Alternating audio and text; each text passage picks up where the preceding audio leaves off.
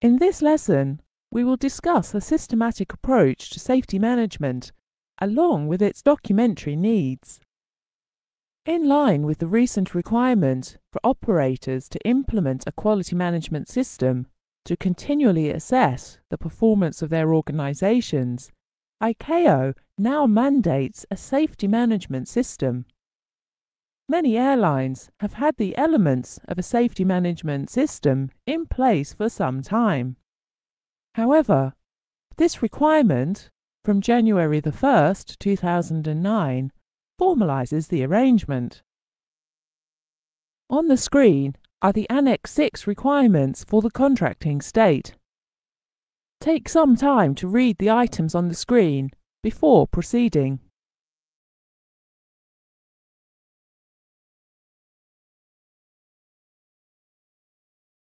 Because quality and safety tend to go hand in hand in aviation, many airlines have merged these management functions to produce a systems approach that reflects the ISO or QS 9000 series of standards, of which you may already have heard.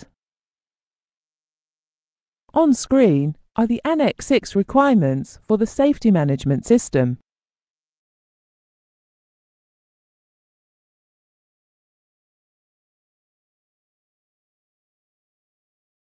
Both quality and safety management systems are dependent upon accurate and timely data that is interpreted meaningfully and then acted upon, backed by a total commitment from the airline to improve its standards. For operators of aeroplanes over 27 tons, there is also a requirement for a flight data analysis program, which fulfills the need for timely and accurate data. Many operators use the British Airways Safety Information System, BASIS, which gathers and analyses data, not only from the aeroplanes, using a number of parameters and a recording device, but also from crew reports. If a parameter is exceeded, for example, more than half-scale deflection of the azimuth needle during an ILS approach, the relevant data is recorded automatically on the QAR, Quick Access Recorder, and fed back to safety services at the airline. This part of the system is called SESMA, Special Event Search and Master Analysis. To safeguard the source and prevent punitive action, BA uses BALPA, the British Airline Pilots Association, to de-identify the information. If action towards a particular individual is required, it is BALPA who initiates and mediates it.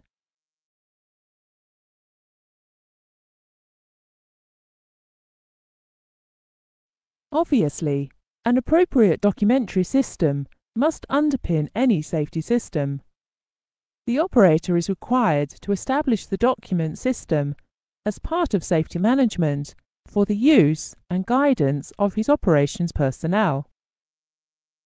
In Attachment H, ICAO provides information on this documentary system, including how it should be organized. That is, organized to ensure easy access to operational information, while also helping management distribute and revise important operational documents. To this end, the information should be grouped according to its importance and use, as shown on the screen.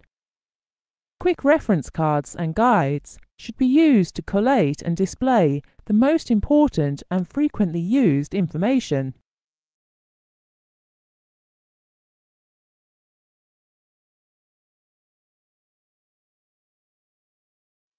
A common thread in aviation, and relevant here, are standards and standardization of flight safety documents.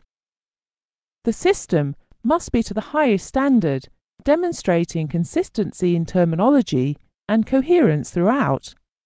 On screen are some other guidelines for the document system.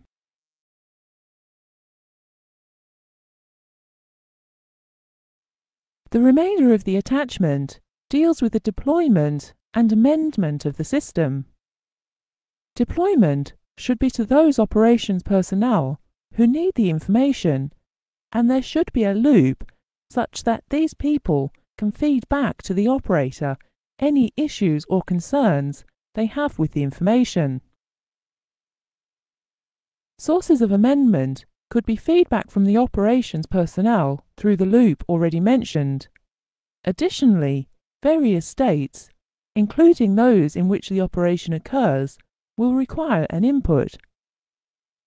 The states of the operator and registration will require input with respect to the operation. The states of design and of the manufacturer will need it with regard to the aeroplanes. Here we end our exploration of this topic. Although Annex 6 contains many more standards, these are encompassed by EU Ops, which is the next document for our detailed study.